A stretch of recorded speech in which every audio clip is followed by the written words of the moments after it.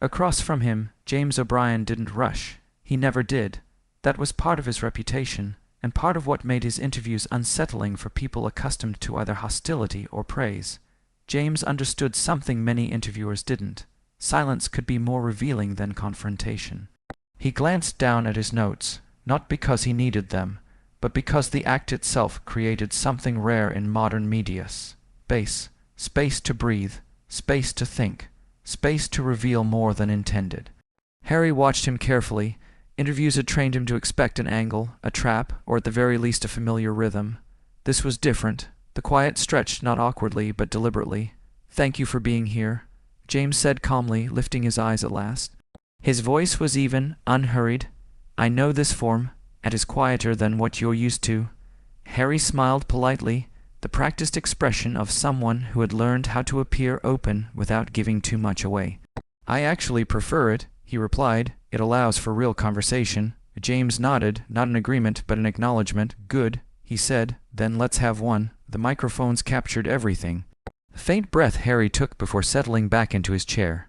The soft, rhythmic tap of James's pen against his notebook. These small sounds filled the room in ways words had not yet begun to. James leaned back slightly, adopting a posture that suggested patience rather than pressure. "I'd like to start simply," he said. "When you left royal life, did you feel like you were choosing freedom, or losing something?" Harry didn't answer immediately. It was a pause most viewers wouldn't consciously register, but it lingered just long enough to matter. Half a second too long. The first crack, subtle but unmistakable. "I think," Harry began carefully, choosing each word as if it might be replayed in court rather than on radio. "It was about protecting my family, about mental health, about stepping away from something that had become toxic." James listened without interruption. He didn't nod in encouragement. He didn't lean forward in sympathy. He simply waited. Harry continued, gaining momentum.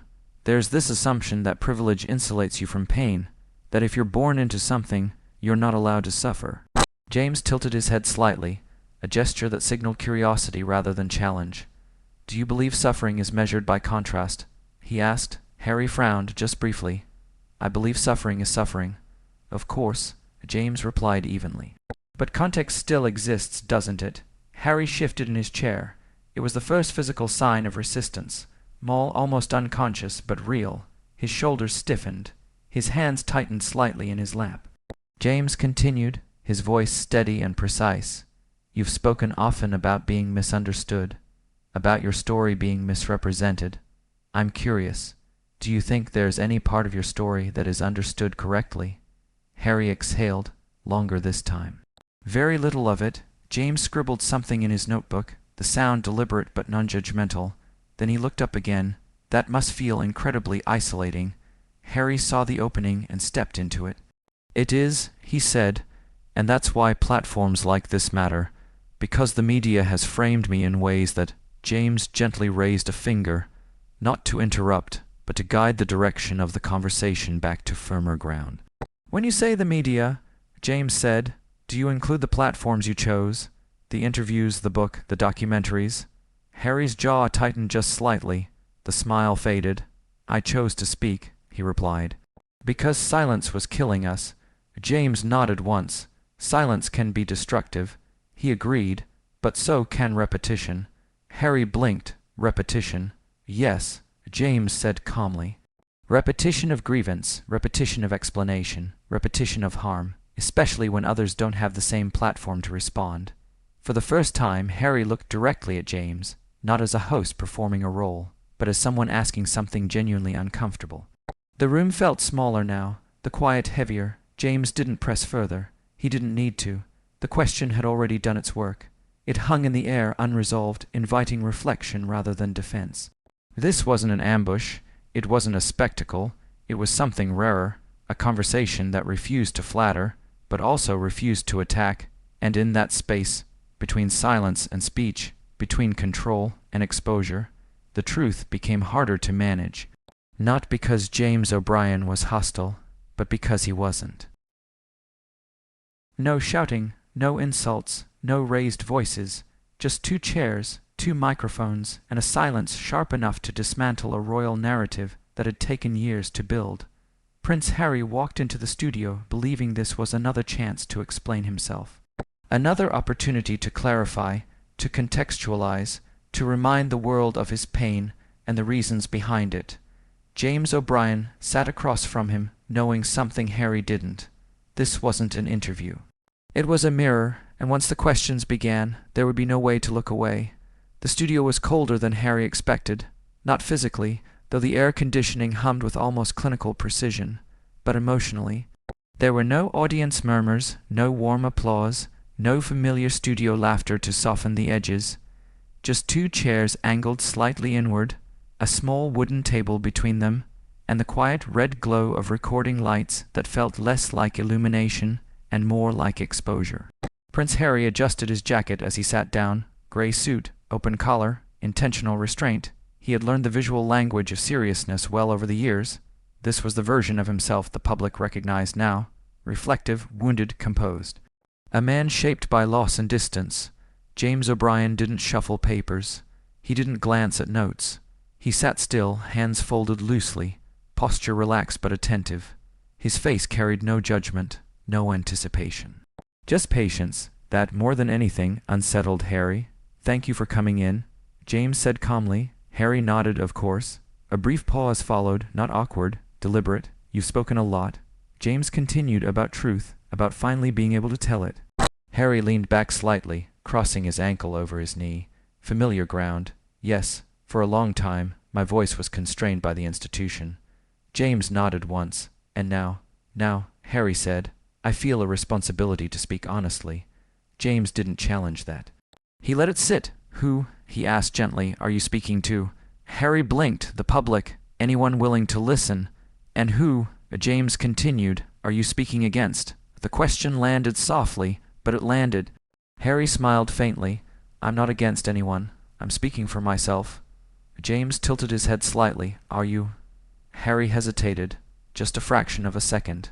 "Yes," James nodded. "Then let me ask it another way. When you tell these stories, about your family, your upbringing, your grief, who loses control of their narrative," the room felt smaller suddenly. Harry shifted in his chair. "I think that's an unfair framing." James didn't react. "Why?" "Because my truth doesn't negate anyone else's." Harry replied, "It simply exists." James leaned forward slightly, not aggressively, just enough to narrow the space between them. "But truth, when amplified, has weight, and weight shifts balance." Harry's jaw tightened. "I didn't ask for amplification." "No," James agreed, "but you accepted it." Silence followed, the kind that stretches not because it's empty, but because it's full. Harry exhaled slowly. "Are you suggesting I should have stayed quiet?" "No," James said immediately. "I'm asking whether you've considered the cost of being heard this loudly." Harry laughed softly, though there was no humor in it. "The cost of silence nearly destroyed me." James nodded. "I believe that." That acknowledgment disarmed Harry more than resistance would have. "But," James added, "so can the cost of repetition." Harry frowned.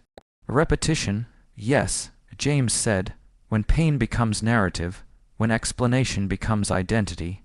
Harry straightened. "I'm telling my story so others don't feel alone." James held his gaze. "Or so you don't." The words hung between them. Harry looked away for the first time, glancing down at the table. The wood grain was imperfect, uneven. He ran his thumb along its edge unconsciously. "You've described." James continued carefully, feeling trapped, unheard, controlled. "Yet now your story dominates headlines across continents. Do you see the irony?" Harry looked back up, eyes sharper now. "That doesn't mean the pain disappears." "No," James agreed. "But it does change your position within it." Harry leaned forward. "I didn't choose to be born into this." "No one chooses their origin," James replied. "But adulthood comes with authorship." Harry's brow furrowed. "What are you saying?" "I'm saying," James answered, "that explanation can become substitution, that speaking about healing can sometimes delay it." Harry shook his head. "That sounds like telling trauma survivors to move on." James didn't flinch. "It sounds like asking whether revisiting trauma publicly is always healing, or sometimes sustaining." The red recording light blinked steadily. Harry's voice lowered. "You think I'm doing this for attention?" "No," James said. "I think you're doing it for meaning, and meaning is harder to find when the story never ends." Harry swallowed. This is my life. Yes, James replied softly, but it's also become content. That landed harder than any accusation could have. Harry leaned back again, crossing his arms now, defensive. So what's your solution? Silence. No, James said. Perspective. Whose? Yours? James answered. 5 years from now. 10. Harry scoffed quietly.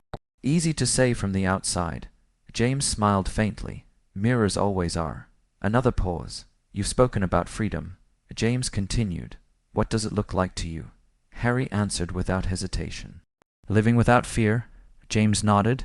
And do you feel free? Harry opened his mouth, closed it. The silence answered first. I'm getting there. Harry said finally. James didn't push. Then I'll ask you this. When the interviews stop, when the books are written, the documentaries aired, who are you without the story? Harry stared at him. The question wasn't cruel. It was quiet, and quiet questions are harder to outrun. I'm still me, Harry said, though the certainty wavered. James smiled gently. Then protect that man, not the narrative, not the explanation, the person.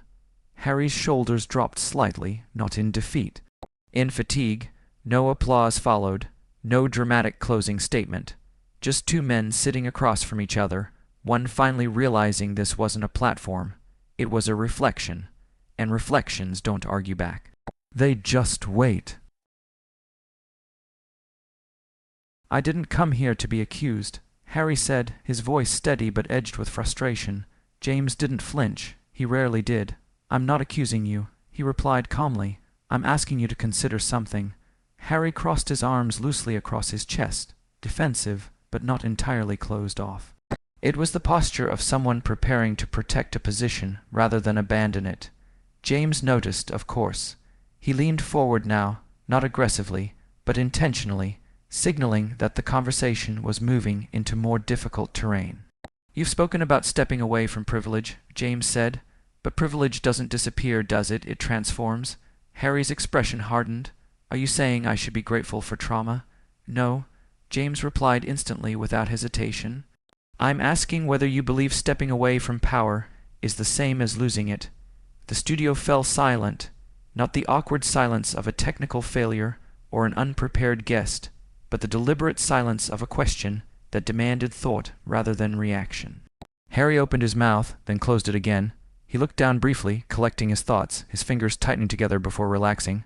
I think, he said finally, that when you're inside the system, you don't realize how trapped you are. James nodded slowly. That may be true. He paused, letting the words settle. Do you accept, he continued, that from the outside it can look less like escape and more like control? Harry's smile vanished completely. The red recording light stayed on, unblinking, unforgiving. And for the first time, Prince Harry realized this conversation was not going where he had expected. James O'Brien didn't rush to fill the silence. That was his advantage. Most interviewers feared dead air. They hurried to soften it, to apologize for it, to rescue the guest from their own thoughts. James let it sit, let it stretch, let it grow teeth. Harry cleared his throat. I think. He said carefully, weighing every syllable, that when people speak about control, they often misunderstand how little agency I actually had. James nodded. That's an important point. Encouraged, Harry leaned into it. Every move, every relationship, every mistake, it was all scrutinized. I didn't even own my own narrative. James folded his hands together on the desk, and now, Harry hesitated, just for a moment. Now I do. James tilted his head slightly. Do you? Harry looked up sharply. Of course, I've told my story. Yes, James said evenly, many times, across many platforms, to many millions. Harry's jaw tightened again. Because people weren't listening, James didn't argue. He reframed. Let me ask it this way. He said, when does explaining yourself become defining yourself? Harry blinked. I don't understand. James leaned back slightly, maintaining eye contact, his tone still measured. You've become synonymous with explanation, with clarification, with correction. Do you ever worry that the constant need to be understood is actually keeping you trapped in the very system you say you escaped? Harry shifted in his seat, uncrossing his arms, then crossing them again in a different configuration. Subtle, defensive, no, he replied. I worry more about silence being interpreted as guilt. James nodded. That's reasonable. He paused again. Do you think silence might sometimes be interpreted as restraint? Harry laughed once, short and humorless. Restraint wasn't exactly encouraged where I came from. James smiled faintly. True, he said, but accountability wasn't discouraged either, was it? Harry's eyes flickered. I've taken accountability, he said firmly, for my mistakes, for my behavior. James didn't challenge the statement directly. He let it stand, then circled it slowly. You've spoken about accountability in very personal terms. Therapy, growth, reflection, all important. But accountability is also relational, isn't it? It involves the people affected by our actions. Harry stiffened. Are you suggesting I haven't considered others? I'm asking. James replied evenly, whether your version of accountability includes people who disagree with you. The temperature in the room shifted. Harry leaned forward now, elbows resting on his knees. Disagreement is one thing, he said. Character assassination is another. James nodded slowly, agreed. He glanced at his notes for the first time since the conversation began. You've described members of your family as trapped, complicit, or indifferent, he said, yet they've largely chosen not to respond in kind. He looked up again. Do you see that as restraint, or as silence? Harry inhaled sharply through his nose. The question wasn't accusatory, but it was piercing. I can't speak for them, he said. I can only speak for myself, of course. James replied, but when one side speaks repeatedly and the other remains quiet, the power dynamic becomes complicated, doesn't it? Harry frowned. So what are you suggesting? That I should stop talking?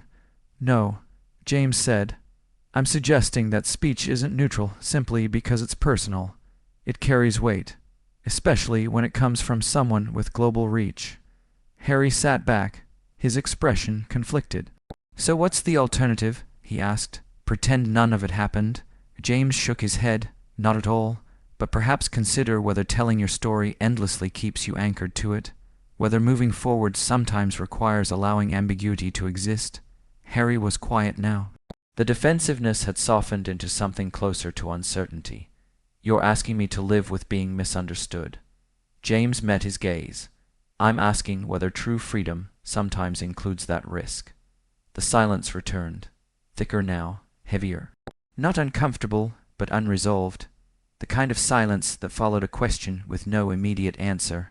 For the first time, Harry didn't rush to fill it.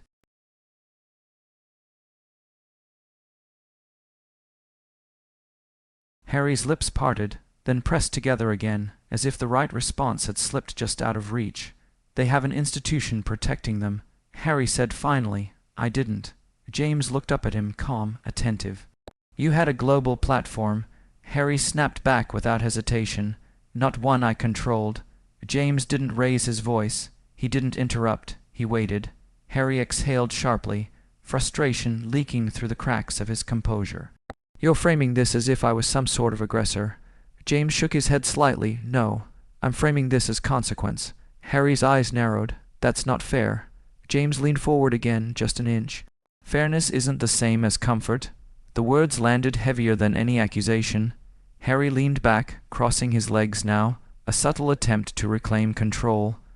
I came here expecting a conversation, not a cross-examination. James nodded. And I promised you one. He paused, letting the moment breathe, but conversations become difficult when one person believes their pain should end the discussion. Harry stared at him. Are you saying my pain is inconvenient? No, James said gently. I'm saying it's not exclusive. Harry's hands clenched together. James continued, his tone still measured. For someone who claims to care deeply about mental health, do you ever worry that your public framing of suffering creates a hierarchy of pain? Harry shook his head. Pain isn't a competition. Then why? James asked softly. Does it sometimes sound like a justification? Silence again, longer this time. Harry looked down at the table, at the coffee cups, at the faint reflection of studio lights in the polished surface. You don't know what it's like, he said quietly. James didn't flinch. You're right. He paused. But neither does the public. They only know what you show them. Harry looked up, eyes sharp. And what exactly am I showing them? James met his gaze. A man still fighting the same battle, only now without an enemy willing to fight back. Harry inhaled sharply through his nose. That's not true. They're fighting me every day. James shook his head. They're ignoring you. The words hit harder than anger ever could. Harry sat frozen. The microphones hummed softly. and for the first time the idea crept in uninvited and deeply uncomfortable. What if the silence wasn't persecution, but closure? "You think they're ignoring me," Harry said slowly, voice controlled, "because you don't see what happens behind closed doors." James remained steady. "Then show me." Without metaphors, Harry's eyes flashed. "You want specifics. I want reality," James replied. "And if reality is harmful, name the harm clearly. Who is doing what, and to whom?" The studio felt smaller now, as if the walls had leaned inward. Harry gave a short, sharp laugh. "That's rich." James didn't move. "Is it?" Harry's fingers tapped once against his knee, an unconscious tell. Then he leaned forward. "You're asking me to do something they've never done," he said. "They've never spoken plainly. They hide behind protocol, behind palace language." James lifted a hand. "Polite, not aggressive, but you're not there anymore." Harry froze for half a beat. "So why?" James continued gently. "Are you still talking like you are?" The question didn't sound dramatic. It sounded clinical. "Because the damage doesn't vanish when you leave," Harry replied. "Agreed," James said. "Damage lingers." He paused, then added with surgical calm, "Do you think your interviews help it heal? Or keep it bleeding?" Harry's face tightened. "I'm not bleeding for entertainment." James raised his eyebrows slightly. "Then why is your pain always scheduled?" The sentence landed with brutal precision. Harry shifted, sitting back, then forward again, as if his body couldn't decide whether to retreat or attack. "You're twisting this. I'm identifying a pattern," James said. Harry blinked. "A narrative that fits your audience." James nodded once. "Yes, that's what I do." He held Harry's gaze. "But you do it too." Harry's expression shifted, less defensive, more offended. "I'm telling my truth." James smiled faintly, not unkind. "Your truth is not a shield." Harry looked like he might interrupt, but James didn't rush. He let Harry choose the next move. Harry chose anger. "You know what's unbelievable?" Harry snapped. "People like you. People who profit off questioning whether someone's trauma is real enough." James's eyes sharpened. "I haven't questioned whether your trauma is real," he said. "I've questioned whether your strategy is." Harry threw his hands outward. "Strategy? Are you serious?" James nodded. "I am." "So what's the strategy then?" Harry demanded. "Tell me, since you're the expert." James didn't smile. "To remain the protagonist." Harry went still. "When you're the protagonist," James continued, "the world is always the antagonist. Critics become villains. Relatives become symbols. Your choices become reactions. And any question that threatens that structure feels like an attack." Harry's face reddened. "That's dishonest." "Then correct it," James said calmly. Harry blinked. "What? Correct it?" James repeated. "Name your biggest mistake." "Not theirs. Yours. One sentence. No context." "No, but—" The room went dead. Even the air conditioning felt loud. "That's a ridiculous demand," Harry said tightly. "Maybe," James replied, "but it's also an easy one, if accountability is what you're selling." Harry's hand went to his chest, instinctive and defensive. "You're making this performative. You built your public identity on performative vulnerability." James replied evenly. "How dare you?" Harry snapped. "That right there," James said quietly. "That's the line." "What line?" "The moment someone stops being a person to you and becomes a threat." Harry's mouth opened, then closed. His breathing quickened. "I've been attacked for years. You're not being attacked right now." James interrupted gently. "You're being asked." Harry glanced toward the crew, the lights, the unseen producers. Then back to James. "Fine," he said. "My biggest mistake, one sentence." James reminded him. Harry exhaled sharply. "My biggest mistake was believing that people like you ever wanted the truth." The sentence hung there, sharp, deliberate. James nodded slowly. "That's not a mistake," he said. "It's an accusation." "Because you are accusing me?" "No," James replied. "I'm describing you." Harry's chair scraped as he pushed back. For the first time, it looked like he might stand. "Would you like a break?" James asked calmly. "Or would you like to walk out like you've walked out of every conversation that stops applauding?" The mask cracked. Harry stood abruptly, the chair screeching against the floor. "This is a setup. Every conversation feels like a setup," James replied. "When you arrive needing control, you invited me here under the pretense of honesty, and I gave you honesty." "No," Harry snapped. "You gave me judgment," I gave you a mirror." Harry looked around the studio. No allies, no applause, only silence. "You push until people leave," Harry shouted. "Until you leave," James corrected calmly. "I won't be psychoanalyzed." "Then don't," James said, gesturing lightly toward the door. "But don't confuse walking away with winning." Harry grabbed his jacket. "You'll regret this." "I don't think I will." At the door, Harry turned back. "History will judge all of you." James met his eyes. "History judges patterns." Harry walked out. The studio remained silent. James looked at the empty chair. That wasn't an ambush. He said calmly to the camera, "That was a boundary." The red light went dark, and for once Harry wasn't chased.